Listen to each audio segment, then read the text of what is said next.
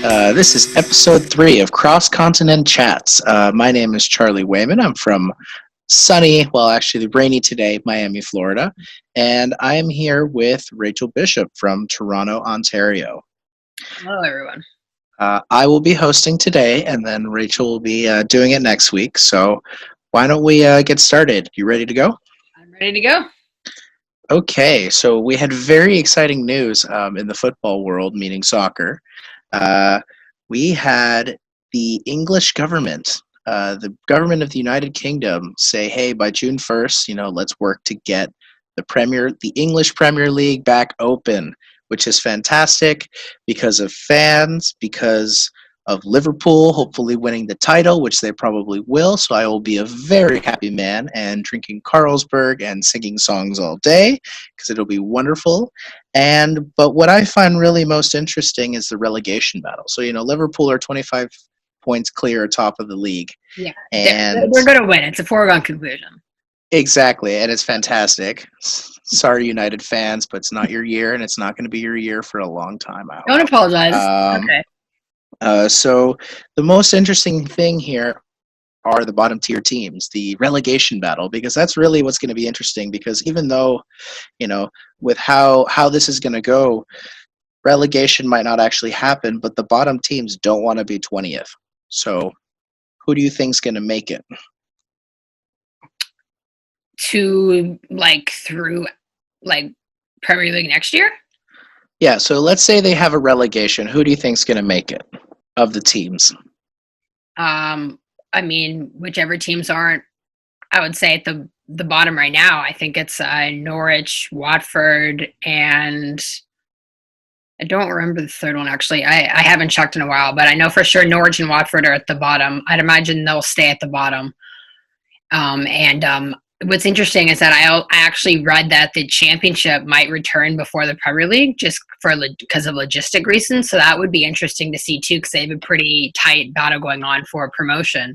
So that could be interesting to see who gets promoted and then who gets relegated. I think there'll still be relegation and promotion. I don't see, if the leagues come back, I don't see why they wouldn't have it. But yeah, the relegation battle is pretty tight, but I don't think anyone who's not close to being relegation will be relegated at this point. I think it can change. There's a lot of teams that they've shown mediocrity during the years. Two teams for me that I wish they would be relegated because they need a reset. It should be West Ham United and Southampton. Those teams have been bad for so long. No, Southampton is close. I think they'll get relegated. West Ham has had so many good players. They've had talent, they have quality, but they just never cut it and they never get better. So I think they should be a team that should get relegated. Bournemouth is also near the bottom, so I really hope Bournemouth actually does really well. I actually don't mind that team very much. They're pretty sweet. So I think it's going to be an interesting thing. It's actually Bournemouth. Sorry? I actually got it wrong. It's Bournemouth, Aston Villa, and then Norwich. So Aston Villa just got promoted as well. So that would suck if they get relegated again after just getting promoted. Yeah, and you definitely cannot hate Aston Villa for that.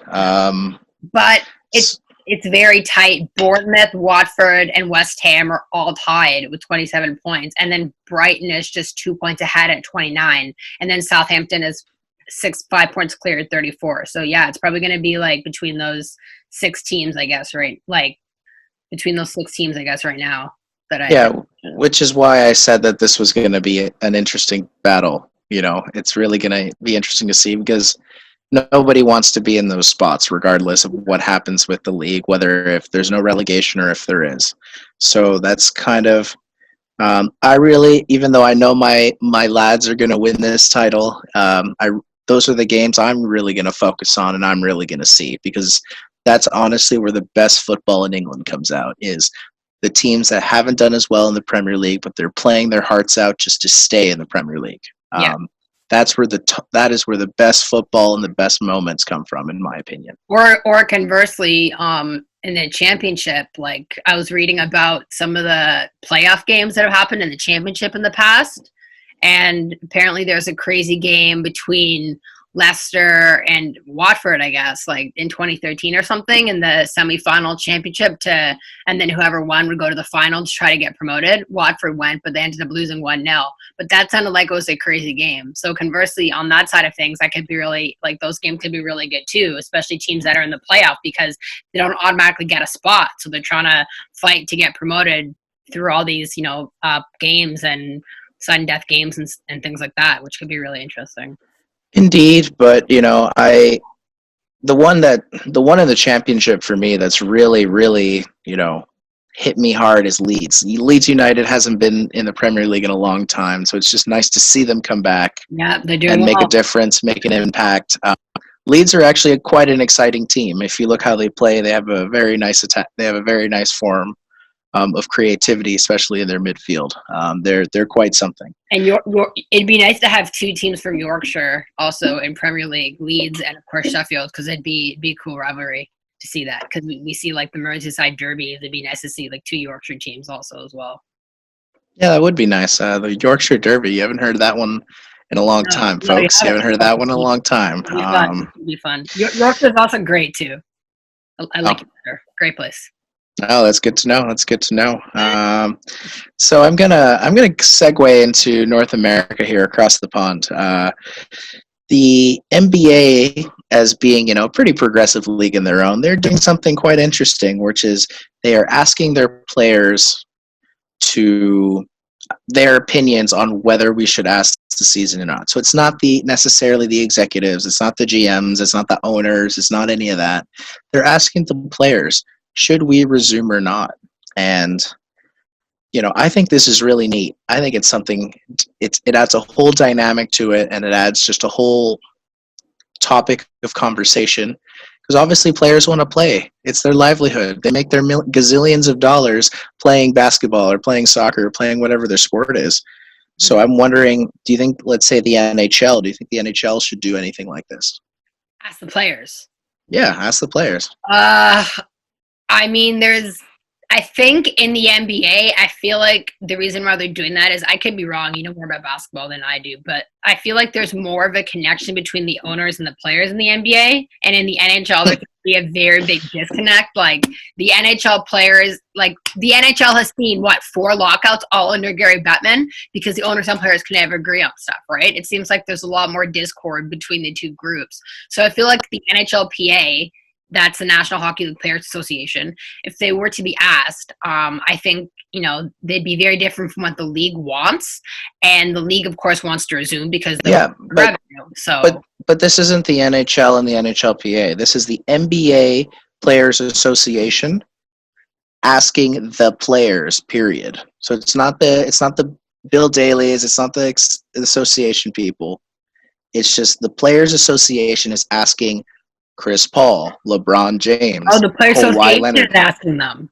Yes. Oh, okay. I misunderstood. Sorry. So let's say, who is it for the NHL? It's like Donald Fair, whoever it is. Donald Fair, yeah. Donald Fair is asking Sidney Crosby, "Hey, what do you think?" Oh, okay. So they're trying to get a sense of what the players think, and then they're going to relay that back to the NBA. Exactly. Oh, okay. Yeah, I think that's interesting. Actually, I'm actually then surprised why the NHL hasn't done that, because especially since, like, what you could do is, I know the NHL, they have like spokespersons, so each team has a representative that's on the NHLPA. So you could just, get your representative from each team to say, okay, I don't know who it is for the Penguins. I think it's Brian Rust or something. So you could say, okay, Brian Rust, ask your team what they think about this. And then they could relay it back to the NHLPA, and then they could relay that back to the NHL, which would be a lot easier than them asking every individual player, right? So yeah, I'm actually surprised they haven't done that. That would make a lot of sense. Yeah, and it's interesting because no league in the world that I've noticed, obviously any YouTube viewers write in the comments and tell me if there's any other leagues in the world. But there's no other league in the world, not even just hockey, that are doing this, but the NBA is. So which I think is really interesting, and you're definitely adding a whole different dynamic, like I said before, a whole different dynamic to the conversation, and I don't know. I think this is just something that other leagues should be looking at, is what do the players think, because they're the ones that are putting on the show. It's not the executives. Personally, I don't want to see 90-year-old Scotty Bowman, advisor, playing hockey. I want to see Patrick Kane. So, you know. Do we know what the players have said so far, or no? In what I read, they were kind of in the works of doing that. I know LeBron in months ago did say, "I don't want to play if there's no fans in the arena because I Yeah, play for the fans." did say that. And I think a lot of NBA stars are kind of going that route as well. But also, Interesting. LeBron James is the voice of the league, so. Because I actually saw something today on Twitter via the score where Steph Curry was saying that it could actually be better in a way without fans because you'd hear what the players were saying, Mhm. which is what we talked about previously. I think like is how they kind of the fan noise drowns out what the players are saying, so you'd hear what the players are saying, which could make for some really interesting TV in a whole different way. So Nice, nice. So let me go into another topic that I think is really interesting. It's also with the NBA. okay. One of the ideas is the NBA, and I kid you not, folks, the NBA is thinking of hosting all of their games in Disney World. Yes, Disney World Orlando. So, I looked at this and I go, are you freaking kidding me? There's no way. And, but, it's something they're considering. So, what is, I want to hear yours first, Rachel, but what is the most ridiculous way that the NBA could pull this off? I want to hear like the most ridiculous way the NBA could do this. How could you have the NBA at Disney World? Well, I actually have a very logical reason for this. It's not ridiculous. Okay. Sorry. This was where my research came from. So I was a little bit confused by this too, and I looked this up, and I found this article on Yahoo Sports. This by Keith Smith. He used to work for Walt Disney World Resort specifically, and he said it actually is the most logical sense. His rationale was because there's two hotels that would work, that Disney Arts of Animation Resort and Disney Pop-Up Resort. While they're not the high-end hotels that the players are used to, they're right conveniently located next to the ESPN Worldwide Sports Complex. Yes, they have a sports center in Disney World. I did not know this either. So, of course, ESPN is owned by Disney, so that's why it's ESPN Worldwide Sports Complex. And so they would have his opinion is you'd have the players. It's one is 2,000 rooms and the other one is almost 3,000 rooms. So that's 4,900 rooms in two resorts right next to the ESPN Worldwide of Sports Complex. Players are not traveling far. If those hotels, of course, have restaurants and fitness and all the facilities NBA players need. If those aren't up to this, they also have swimming pools so they can relax. If those hotels aren't up to the standard, then they could stay at the brand new Riviera Resort, also nearby. It's only 300 rooms, so maybe it could only house some of the players or media, but it's more high end and has, more similar to what players are used to, and it also has all the accommodations. And so this complex is not just full of hotels and a sports center.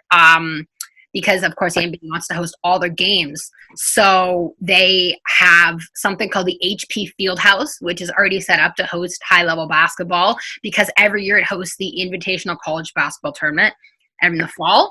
It's not only ready for basketball, the broadcast facility is already set up.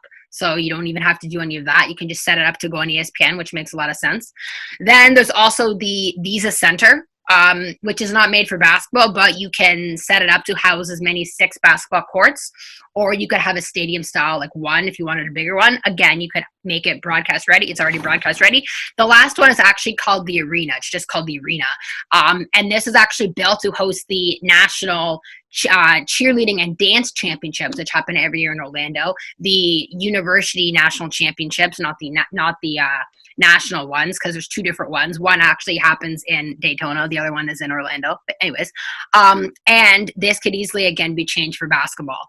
So you have 3 different arenas with like 12 different courts that could possibly host games. You have broadcast ready facilities already. You have hotels nearby, you have food, and all the training could really minimize contact because everything is so close. Not to mention as well, like it's going to be close to public, so you're not coming into contact with fans. It's pretty close off from the rest of the world, really, if you think about it. Disney is kind of its own little thing. And also, as we know, they already have a partnership since Disney owns ESPN. ESPN is one of the main national broadcasters in the US of a lot of NBA games, right? And of course, now there's also an NBA experience at Disney Springs, which is like an NBA attraction, which the NBA partnered with Disney to make this happen. And Adam Silver is pretty good buddies with the Disney executive. Well, they speak a lot.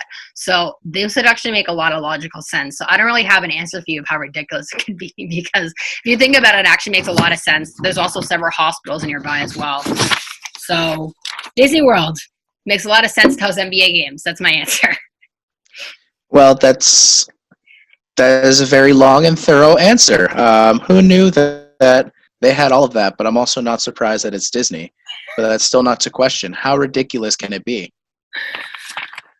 I mean, come on, don't you want to see like LeBron James jumping off the Magic Kingdom and dunking into the pool of water or something? Like, come on. You got like Mickey Mouse to like do your pregame show or something. Dude, off of Space Mountain, you could totally pull some rides or something like that. Players are already isolated in this one area, probably away from the rides. They're not going to all of a sudden open up the amusement park for the NBA games unless they want to do like some fun All-Star weekend. No, of course not. But that's the whole point of the question was to be, how ridiculous could this be? If the NBA is looking to bring back the league, I think they're just looking to play games. I don't know about the ridiculous ass factor, unless you want to do like something fun on the weekends. Like, I don't know, like I know NBA players have been playing horse a lot during the lockdown. So you could do like a game of horse using, I don't know, one of the rides or something like that. Like you said, Magic Kingdom or whatever, or you could have like, you know, Mickey Mouse come and do like the pregame show or something. I don't know. All right, folks. Since we're not going to get anywhere with that question, I will move on. I'm not the creative person. You're the creative one. I'm trying to get this out of you, you know? Okay, anyway, moving on, since we're not getting anywhere with that. The Colorado Avalanche, you know, they have a pretty exciting thing going on. Obviously, they have an exciting team. They have a superstar, Nathan MacKinnon, and Mikko Rantanen, you know, and Gabriel Landeskog is one of the best lines in the National Hockey League. They're going to be wearing Nordiques jerseys next year to celebrate the 25th, I think it's like the 25th anniversary of the team. I believe so. Because they were founded in 1995 or 1994. So yeah, that would 20th. Yeah, that would make sense. Yeah, so it's the 25th anniversary of the Colorado Avalanche team, and they're going to wear the Quebec Nordiques jersey. There have been some stuff leaked, and it looks absolutely magnificent. I want one. It's the anniversary of when they left Quebec and Colorado got the team. Yeah, when it was. Yeah. That's what I already said, is that it was when the team was first created in Colorado. Yeah, sorry, my mistake. So with these Nordiques jerseys, they look, you know, this is just a leak. It's just a concept art. It's nothing new, but they look absolutely fantastic, and I want one. I want one. They're really nice. You know, I want a MacKinnon one. You could also see that, you know, the Carolina Hurricanes said, hey, we'll bring ours. You know, the Hurricanes wore the Whalers jerseys this season, so it'd be really cool to see. It'd be really cool to see the Avs, aka Nordiques, versus the Hurricanes, aka the Whalers. That would be unreal, and I'm going to tune into that game. So, you know, going with this, do you think this is an early hype or an early buzz for Quebec getting a team? Because a lot of people think that the city of Quebec deserves another hockey team. Mm-hmm. So with this whole Quebec Nordiques buzz, that's actually been in the topic of conversation, obviously, in the Twitterverse and social media. Well, you know me, I've been on the Quebec train for a while. I would love to see Quebec get a team because it could reunite the Montreal-Quebec City rivalry, which I think in sports, which would be awesome. Do I think that it's just hype or will actually help? I don't know. I mean, I think that the love for Quebec City is more coming from the fans. It is coming from the league, because I get the sense like Garrett Bettman only wants to have another team in Canada unless it's relocation, because we already know that Seattle's the next team for expansion. And I don't get the feeling that he wants to expand to Quebec anytime soon, just because the Canadian dollar and and whatnot and all that. So I feel like if it's going to happen, it's going to be in relocation, a la Winnipeg Jets. So it could be interesting to see what happens with this coronavirus, how it affects some of the bottom teams. Maybe Arizona finally leaves and goes to Quebec, which would be nice because I don't know why Arizona's still there in the first place. The league's bailed them out like 20 times. So I think that would be the reason how Quebec would get a team, but I don't think we're anywhere close to seeing one now. Yeah. What concerns me is that even though it'd be nice to see, the Battle of Quebec, it'd be nice to see that rivalry again. It just shows to me, it's also just the management. The Quebec Nordiques ran that team into the ground, and that team folded to become the Colorado Avalanche, and they had a great team because that team eventually won the Stanley Cup in 1996. So with players like Joe Sakic and Peter Forsberg, and Adam Foote, so on and so forth. I can go on. Patrick Waugh. So I don't know, because sure, they have the arena, they have the Pepsi Colisée and everything else, but it depends on how they're going to run this thing, because it would be terrible if they got the team back and then 10 years later it just folds again. Well, I think a big reason why they left is the same reason why the Winnipeg Jets left and why Calgary left the first time to go to Atlanta. I think it's honestly because the Canadian dollar kind of hit a lull, right? Because they had the same team in Colorado, I believe, when they won the Cup the next season. I think the main reason is... It was 2 years afterwards. I think, okay, but they had like a very similar team, right? I think the main reason for that is because the dollar was just kind of in the shitter, for lack of a better term. So if the dollar was in bad shape, do you think a team like the Ottawa Senators would move? I mean, I hope so.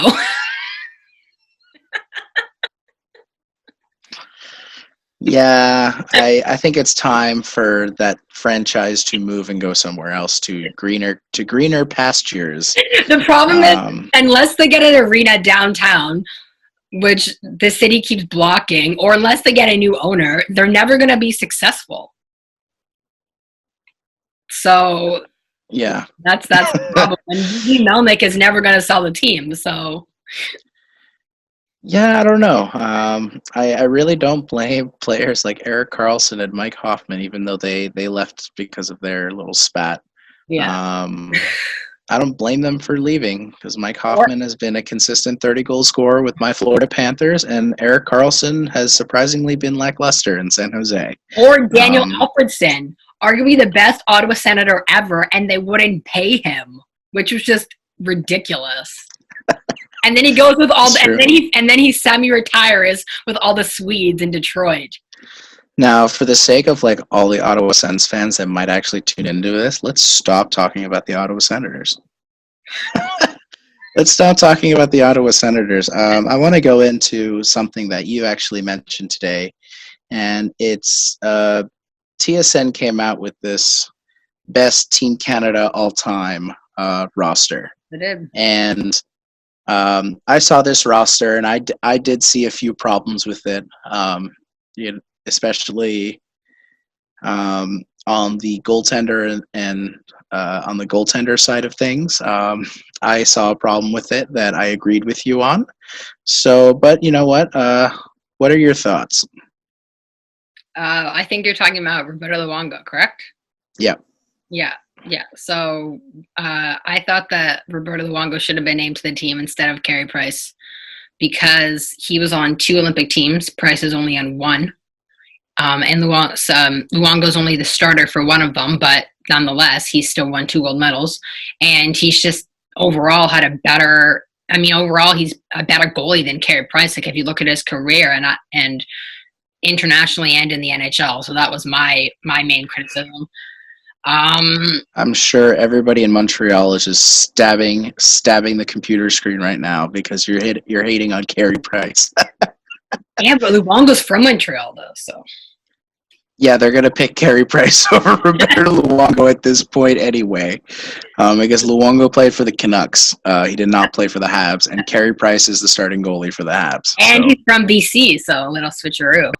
And one of the greatest goalies of all time is, in Habs history, is Carey Price. So. Yes, he is. Correct. That was my main issue with that. My other main issue was I'm not sure why Jonathan Taves was named the Yeah. franchise or the iconic player, which I thought was Yeah, really odd. I I mean, wouldn't agree with that. then if you're going by franchise player, it should have been Ryan Smith because he was literally called Captain Canada for a decade. And he was the one who was always captain of Team Canada. He was in every tournament. He was always really good for Canada. I really don't know why they gave it to Jonathan Taves. That was really odd to me. Okay, so then of the current list, who would you name as captain?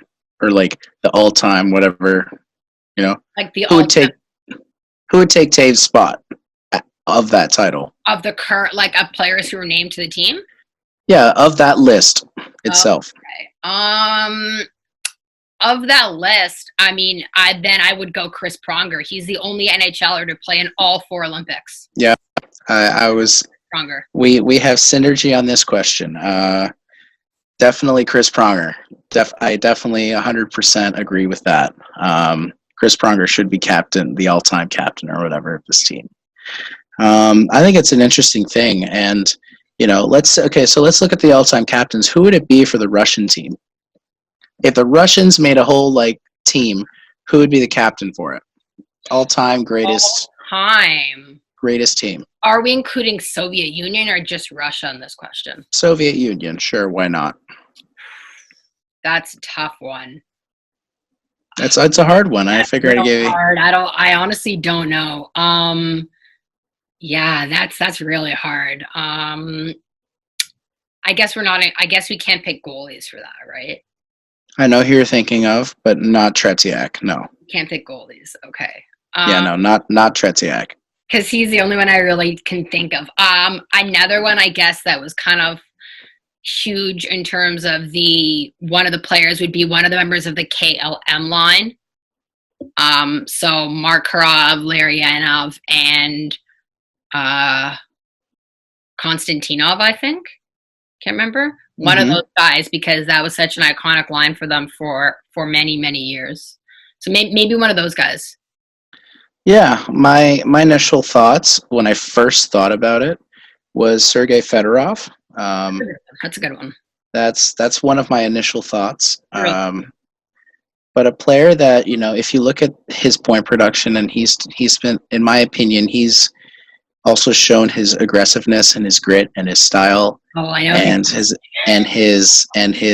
no, I'm not saying Alex Ovechkin. Oh, okay. That's what I thought. But somebody who shows his passion, his heart, and his grit and his style, who I think has performed very well for the Russians, is Evgeny Malkin. Gino. Yes, and he's always overlooked on Team Russia. Always. Exactly. So I would pick him. Oh, I wasn't expecting that there. Kovalchuk would be another good one. Kovalchuk would be a good one. But no, Malkin's my pick. Oh, I was not expecting. Because he's the Russian Mario Lemieux. So yes. So yeah, that was my thought with that. Now we're gonna go back to your hometown, of T-Dot, Toronto, the Six, like how Drake calls it. Yeah. The Six. I said it again. No, the city of Toronto is actually working with the Toronto Blue Jays, as well as the Toronto Raptors on possible return. Mm-hmm. So, of course, on like we mentioned in our last podcast, every province has their own rules. Yeah. So the NBA is also coming with their own set of rules for play during this coronavirus. So I'm wondering do you think there's probably going to be a clash between the NBA, American-based NBA, and the province of Ontario in terms of having play for the Raptors? Mm-hmm. So how do you think this clash is going to go? Because it's going to be very different between the two, because the American way of looking at the virus is very different than the Canadian way. Well, further to that point, actually, today, like 50 minutes ago, the mayor of Toronto, John Tory, came out and he spoke to Sportsnet, and he said, don't expect professional sports in Toronto until the fall. So I know the NHL was planning on having Toronto as a hub city. That kind of throws a wrench into that plan now, because John Tory has said that don't expect any sports. So even if the NHL makes this decision, he might not approve it. So that kind of goes to your point of Americans and Canadians looking at it differently, there has been a much more cautious approach in Canada compared to some American states and some American leagues. So I guess that's kind of the answer to that one. Yeah, that's interesting because MLS is allowed to train now as well as of like 2 weeks, like a week and a half ago. So NBA, that's the other thing. Yeah. So that's the other thing that's kind of interesting.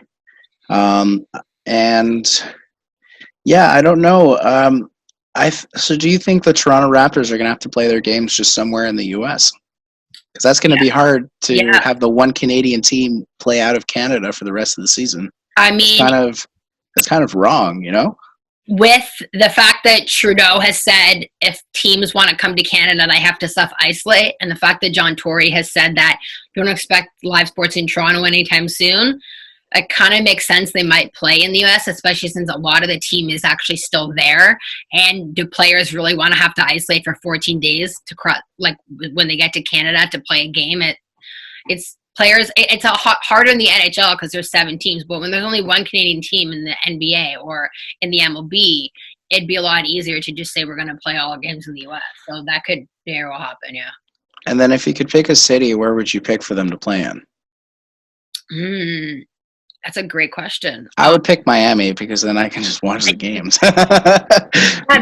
They'd be on TV for you.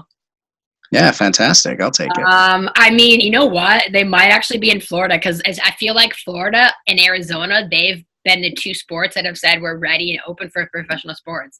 I'm pretty sure Ron DeSantis has declared sports an essential service. Don't get me started on that, man.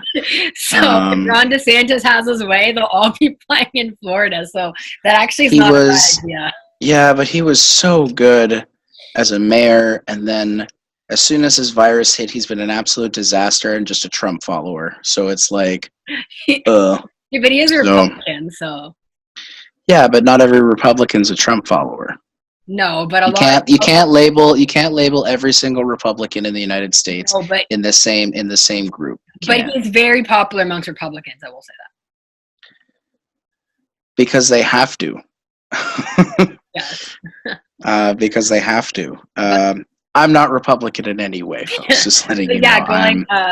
I am a Bernie man till I die, or I guess he's older than me, so till he goes, I guess. But I guess going back to your question, I think actually Florida would make a lot of sense for the Raptors because I bet you a lot of their players are already in Florida or they're already in like California, which could be another option.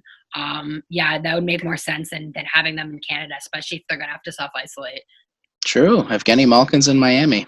He's in Miami too. I know. I'm gonna go take selfies with him later, and I'll just brag. Okay, so that's essentially all of our questions for today. But I still have a segment that I like to call the RAQ, or the Random Ask Questions. Yeah, Rachel does not know this question, folks, and she has been dreading it all week, and she's gonna hate me for this one. But it's a good discussion, I think. All right. So, last Wednesday was the anniversary of the Boston Bruins beating the Toronto Maple Leafs in Game 7 overtime with a fantastic goal where the Leafs heroically and tragically blew I think it was 4-1 lead. That wasn't last Wednesday. That was 2 days ago. 2 days ago. Today's Friday, so it was Friday. It was Wednesday, May 13th. So I was right, last Wednesday. Today's Friday, May 15th. Yeah, so it was last Wednesday, which was 2 days ago. Okay, if you want to go like that. Anyway, the Leafs blew a 4-1 lead in the third period. 7 minutes left in the third period. Thank you. 7 minutes left in the third period, and they blew a 4-1 lead to be 4-4, and the Bruins win it in overtime. The Boston Bruins are the only team in NHL history to come back from that kind of a deficit in the third period to win the game.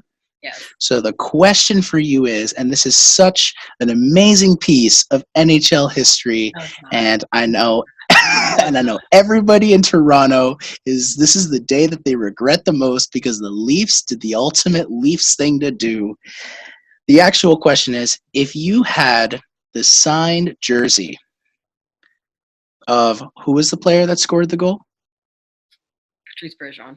If you if you had the game worn signed Patrice Bergeron jersey, the actual jersey you saw on TV, and somebody gave it to you as a gift from that game, it's the actual jersey. Yes. What would you do with it? Would you burn it? Would you keep it? Would you hang it up in your wall? What would you do? Would you hang it up next to your Habs picture? What would you do?